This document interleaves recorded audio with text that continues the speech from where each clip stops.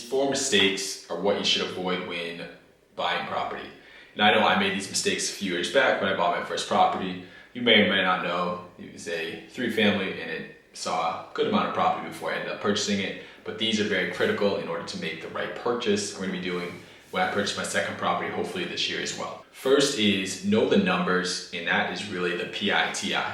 So initially, when you're buying a property, you're going to be pre-approved for a set amount of money. And with that comes a principal, interest, tax, and insurance payment, or the PITI payment. This here can fluctuate, but depending on the rate you get. But you want to make the decision based on, if I'm looking at a set price range, I know that that mortgage payment or PITI payment is going to be X amount. You want to know the numbers very well because it's not staggered, or it's not that big of a difference jumping in a $10,000 price point if you're in the $300,000 to $400,000, or a $400,000 to $500,000, $15,000, $20,000. Your monthly mortgage doesn't jump as much as you may think. It is true over the life of the loan, you are paying heavily interest if it's FHA initially, but it's not that significant over time if it is the right property for you and that is long term.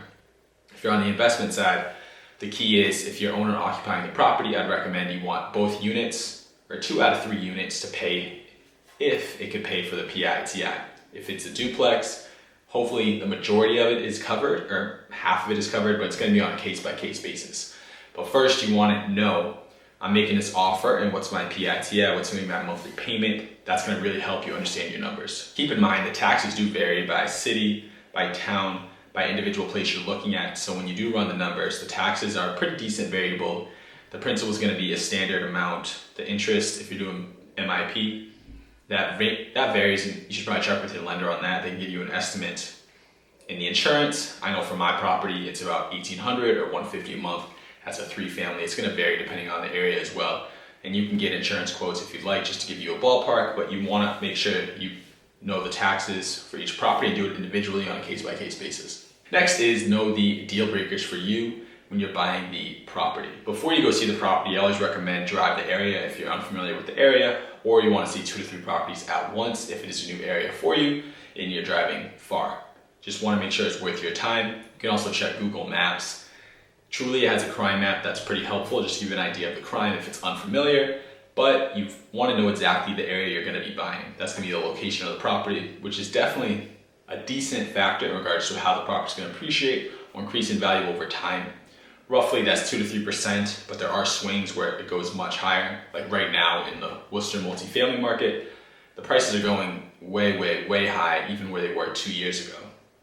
2.5 years ago, multifamily market's absolutely changed with so many developments going on in the area. And you want to make sure if it's brand new to the market, you want to be the first ones to view it, because if the property's marketed right, it's priced correctly, it's likely going to be multiple offers and you want to get in there fast. And if you've been studying the market, studying the area you want to invest in or buy in, within the first few days, if it's done right, that property's going to fly off the shelves. So you want to be one of the first ones there to take a look at the property. And ask yourself, can you live in the property? Since we know all cosmetic stuff can be fixed, that's paint, that's flooring, that's kitchen. Unless there's any major deal breakers in the property that you're not comfortable with, if it's a multifamily, is there parking? Or is it not separately metered? Or is it private water sewer? If you're not familiar with that, that might be somewhat difficult to deal with instead of public town water sewer. So before you go see properties, you want to know your deal breakers, just to make sure you only see properties that meet your set criteria first. So again, it's that PITI payment, then your current deal breakers. You want to know those before you start seeing too many properties. Number 3 is you want to trust and you want to run your numbers. The best advice I can give you is you don't want to listen to either friends or family that haven't bought property recently, because they're going to say, oh, back in my day I did X, or you should do this. They're going to give you a lot of advice based on what they think you should do. But at the end of the day, it's your call, it's your scenario, it's your home buying process, your investment process. You want to ensure you're going with your gut, because it's your purchase, it's your money, and at the end of the day, it's going to be your call. So they can give you all the advice they want, but at the end of the day, you got to know what you're comfortable with in regards to how much work you're willing to go into a property for, if it's under rented, if it needs cosmetic work. At the end of the day, you're the judge for that. Also, stick to your buying criteria. You don't want to force something because it's just taking too long to find the right deal. If you're looking specifically in a certain market and you know there's limited inventory, when the property does hit the market, you want to make sure you see it first. But you don't want to force a deal to happen just because you're getting tired or you're stuck in analysis paralysis, which means you're overanalyzing the properties way too much and you just keep worrying about the numbers when the most important thing is getting that first deal under your belt. So I know this sounds very simple, but you don't want to have others impact you on the home buying process. You really want to have a spreadsheet or something of that nature where you can plug your numbers in. That's going to be your PITI payment. And you can see the numbers over time or pro forma. This will just give you a ballpark of what the expenses will be over time. I would say it's not super common, but sometimes there are operating expenses listed on the MLS. The listing agent may have that, but most of the time they do not. A lot of them don't even have a document for tenant at will or a lease agreement. So it's just a verbal agreement and they're typically under rented. So that might be some value add too, if you're comfortable with that, making a change in the property over time. But again, you can't let friends or family impact your home buying process. You want to trust your numbers. Next, the final one, number 4, is the location. My first property I had under contract. I thought it was a good location, but it turns out it was not. We backed out after the inspection. It needed way too much work and something I was not comfortable going into. I thought it was very well priced for what I had it under contract for, and it was a great learning experience. The one thing you do lose is the inspection money, but it's worth losing that before going too far into the deal. So location. You don't want to buy just based on location because appreciation could be the icing on the cake. Like I said, it's 2 to 3% a year on average, but the appreciation really doesn't matter unless you're looking to refinance at a certain point or you're looking to sell and quote unquote time the market.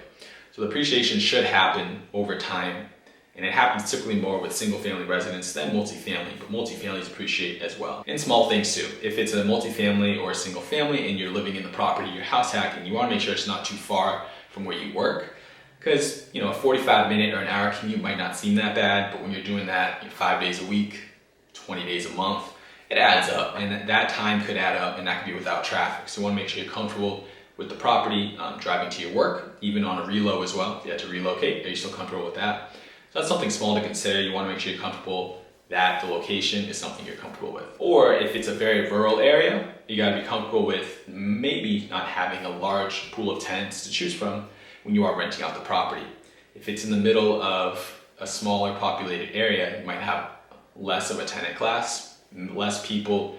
It might not be near their jobs, so people might not want to rent as much in the area. You might have less tenants to choose from. So that's also something to consider if you are looking in the rural areas. Tenant class is absolutely critical of who you will be renting to. They're going to be making your investment. They're going to be paying you every month that they rent the property. So when you do buy the property, think of your tenant class. I know I've spoken of A, B, C, D tenant class based on location, and that's going to be who directly is going to be viewing the apartment, applying for the apartment, and your long-term tenants over time should make the property do very well for you. So again, these are the 4 ways that you don't want to make mistakes going into your first property. Again, it's know your numbers, know the PITI payment, run numbers, typically with a spreadsheet. I'd recommend every single property you want to see, even before seeing it, you run the numbers. That's going to be the current rents in the property. You're going to put the taxes in there, you're going to put your insurance, you're going to put expenses, you're going to put CapEx, you're going to add for vacancy, property management as well.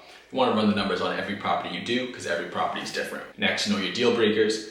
What is absolutely something I can't live with over time if we're going to be living in the property? Finally, trust and run your numbers. Don't listen to friends or family because they haven't bought property recently, unless they have. If they have, absolutely listen to them. They can give you very solid advice. And finally, location-based. You want to make sure you buy in the right location you're comfortable with, driving from work, living in there for a couple of years. If you're looking to refinance, if it's FHA, you can refinance when you hit 20% equity. But you have to live there for at least 12 months before you have the option to do that. Hope these 4 tips helped. Don't forget to drop a comment, leave a like, and see you in the next one.